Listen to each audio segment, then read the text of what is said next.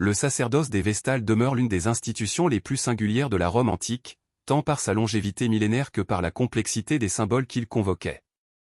Au sein d'une société rigoureusement patriarcale, ces prêtresses incarnaient une exception juridique et religieuse absolue, se tenant à la lisière du monde des hommes et de celui des dieux pour assurer la pérennité de la cité. L'ordre, dont la fondation est attribuée par la tradition au roi Numa Pompilius, s'enracine dans un passé pré-romain, trouvant ses sources à Albe la Longue, où la figure de Rhea Silvia préfigurait déjà ce lien indéfectible entre virginité sacrée et destin politique. L'entrée dans cet ordre s'apparentait à une véritable renaissance civile à travers le rite de la capture. Choisie dès son plus jeune âge par le grand pontife, la novice était soustraite à l'autorité de son père pour devenir une femme libre de toute tutelle, un statut désigné sous le terme de sui iuris. Cette autonomie juridique, exceptionnelle pour l'époque, permettait à la Vestale d'administrer ses propres biens et de témoigner devant les tribunaux sans prêter le serment d'usage. Ce prestige social se manifestait publiquement par l'escorte d'un licteur et l'attribution de places d'honneur lors des jeux, élevant ces femmes au rang de personnages d'État dont la parole et la personne étaient inviolables.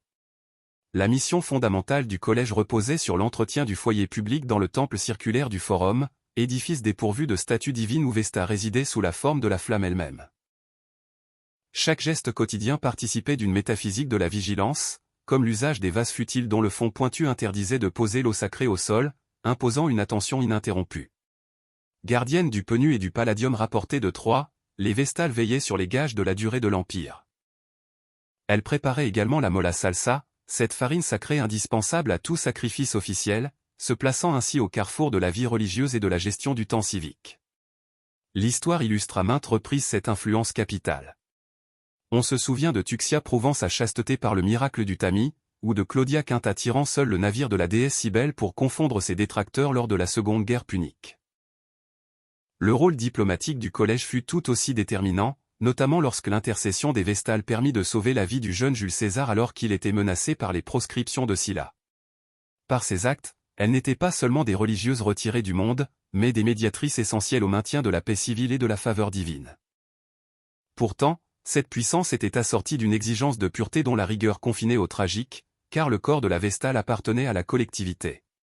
En période de crise, comme après la défaite de Cannes où les prêtresses Floronia et Opinia furent condamnées, le collège servait de bouc émissaire pour expliquer le courroux des dieux.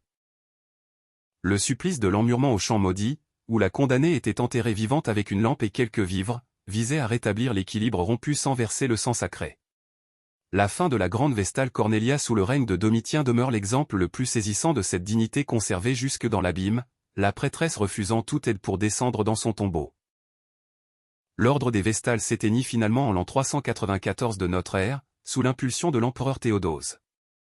En laissant s'éteindre le feu éternel et en dissolvant le collège dont Cælia Concordia fut la dernière représentante, Rome renonçait à son identité antique.